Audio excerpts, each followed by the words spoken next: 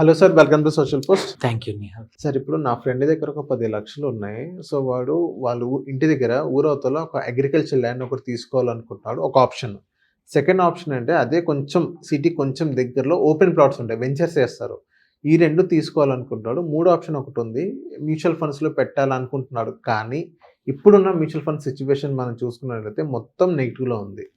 So ఇది ఇప్పుడు మంచి టైం కాదు, ఇందులో ఇన్వెస్ట్మెంట్ చేస్తే డబ్బులు పోతాయి. అదే పొలం అంటే ఫిజికల్గా అక్కడ నా కళ్ళ ముందే కనిపిస్తుంది అని అనుకుంటాడు. సో వాడికి బెస్ట్ సొల్యూషన్ మీరేం చెప్తారు? Very good.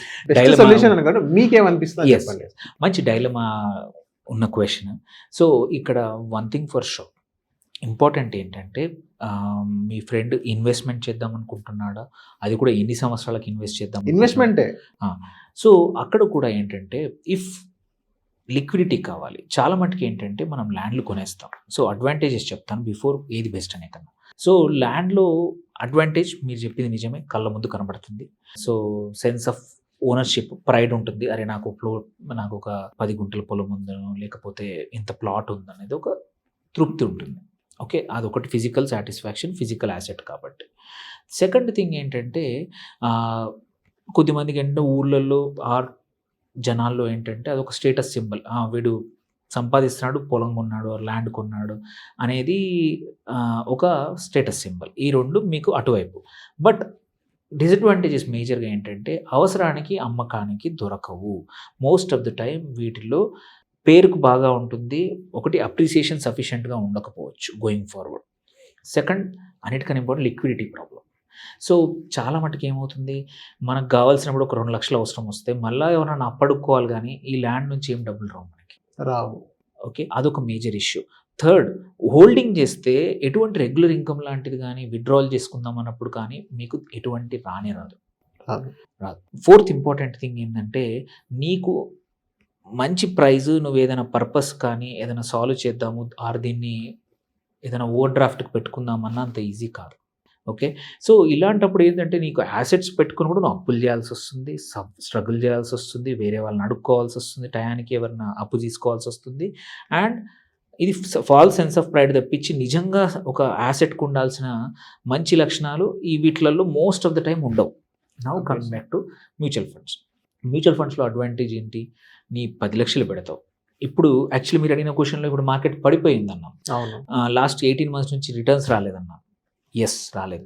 మీరు ఏ పొలం కొన్నా, ఒక ప్లాట్ కొన్నా 18 months కోసం అయితే ఎవరు పెట్టరు. ఒక 5 సంవత్సరాలు 10 సంవత్సరాలే కొంటాం. చాలా మంది ఏంటంటే ల్యాండ్లు కొనేసి ల్యాండ్కి ఎప్పుడు షార్ట్ టర్మ్ రిటర్న్స్ లెక్కలు కట్టరు. ఎందుకంటే కడదామన్నా there is only speculative price discovery. ప్రతి చోట అమ్మకాలు కొనడం అనేది జరగదు. మనం కొనుండొచ్చు 10,000 రూపాయలకి, అక్కడ ఆ తర్వాత ఎక్కువ ట్రాన్సాక్షన్స్ లేనప్పుడు యాక్చువల్ ప్రైస్ ఏంటో తెలియదు మీకు. 12,000, 13,000, 14,000, అదంతా స్పెక్యులేషన్. అందుకే 2-3 అక్కడ ఎంత పర్సెంటేజ్ లెక్క కట్టరు. పెట్టిన 10,000 20,000 అయింది, 30,000 అయింది అంటారు, టైం చెప్పరు. వెరాజ్ మ్యూచువల్ ఫండ్లో నీకు ప్రతిరోజు వాల్యూ తేడా వస్తుంది. అండ్ సేమ్ అక్కడ నువ్వు ఎన్ని సంవత్సరాలు ఉంచుతావు, ఇక్కడ కూడా ఉంచితే మాత్రం ఫస్ట్ థింగ్ రిటర్న్స్ అంతే వస్తాయి. Second, total transparency. Third, liquidity. అక్కడైతే నెగిటివ్ ఉందో టోటల్ యాజ్ ఇట్ ఈస్ మీకు ఎంత కావాలంటే అంత. మీరు 10 లక్షలు 20 లక్షలు అయింది, 15 లక్షలు అయింది, ఒక 5 లక్షలు అవసరం ఉంటే ఎవరిని అడగాల్సిన అవసరం లేదు. You can just use it. Okay, and లేదు 20 లక్షలు అయింది, నాకు నెలకు ఒక 15,000 విత్డ్రా చేసుకుంటాను ఖర్చులకి. Yes, you can do it. And taxation వైపు కూడా చూసుకుంటే ఎక్కువగా ఉండదు, 12.5%. అక్కడ straight away it's capital gains ఎక్కువగా ఉంటాయి మనకి ల్యాండ్ నుంచి వచ్చే వాటికి. కానీ అండ్ అమ్మడం కూడా కష్టం. వచ్చిన అమౌంట్ కూడా మోస్ట్ ఆఫ్ ద టైం బయటగా రాదు, ఆఫ్ ద బుక్స్ వస్తాయి. సో అదొక ఇష్యూ వస్తుంది. అండ్ మోస్ట్ ఇంపార్టెంట్ ఏంటంటే, నీకు కావాల్సినప్పుడు నా దగ్గర డబ్బులు ఉన్నాయనే సెన్స్ ఆఫ్ పీస్ ఈ కాలంలో చాలా అవసరం. ఎందుకంటే అన్సర్టెనిటీస్ ఎక్కువ ఉన్నాయి. మార్కెట్ పడిపోవడాలే కాదు, ఉద్యోగాలు పోవడం కానీ, బిజినెస్ ఫెయిల్ అవ్వడాలు కానీ, హెల్త్ అన్సర్టెనిటీస్ కానీ, ఇవన్నీ వచ్చినప్పుడు ఒక ల్యాండ్ కాపాడదు. నువ్వు హాస్పిటల్కి వెళ్ళేసి నాకు ల్యాండ్ ఉంది నీకు ట్రీట్మెంట్ చేయమంటే ఎవడు చేయడు. అదే మ్యూచువల్ ఫండ్లో డబ్బులు ఉంటే ఇమ్మీడియట్గా వితిన్ హాఫ్ అన్ అవర్లో మీరు లోన్ అగైనెస్ట్ మ్యూచువల్ ఫండ్ తీసుకోవచ్చు. మీ దగ్గర 20 లక్షలు ఉన్నాయి, ఒక 4 లక్షలు ఒక ఆపరేషన్కి అవసరం ఉంది, ఏదైనా ఎమర్జెన్సీ వచ్చింది, ల్యాండ్ చూసుకొని ఇచ్చేవాడు ఎవడు ఉండడు.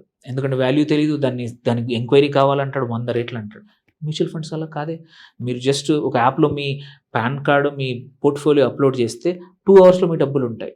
ఎవరిని అడగాల్సిన అవసరం లేదు, ఎవరిని బ్రతిమిలాడాల్సిన అవసరం లేదు. ఇంత మంచి అవకాశం దేంట్లో వస్తుంది. సో ఎస్ పడిపోవచ్చు, బట్ అంతా షార్ట్ టర్మే.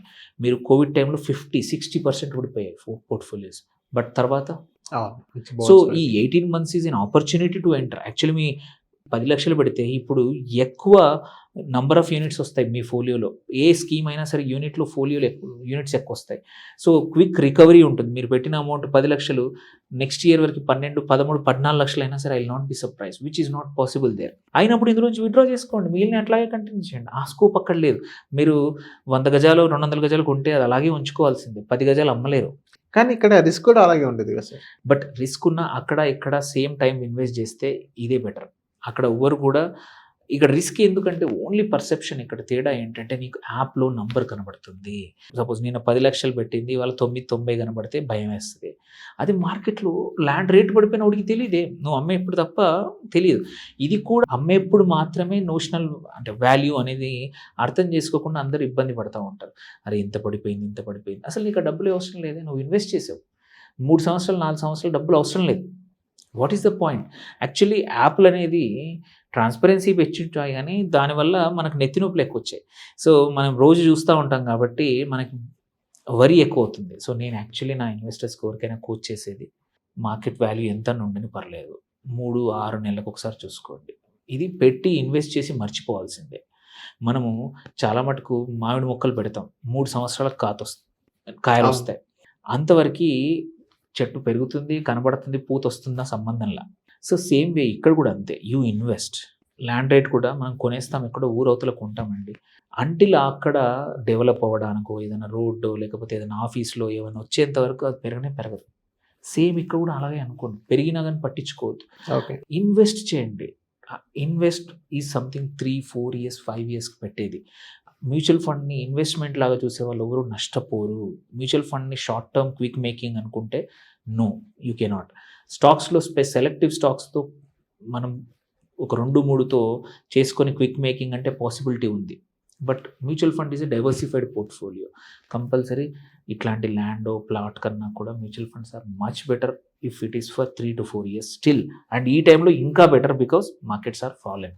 అక్కడ నుంచి రికవరీ చాలా ఫాస్ట్ ఉంటుంది. Okay. So thank you sir, మా సోషల్ పర్సన్ వచ్చినందుకు. Thank you.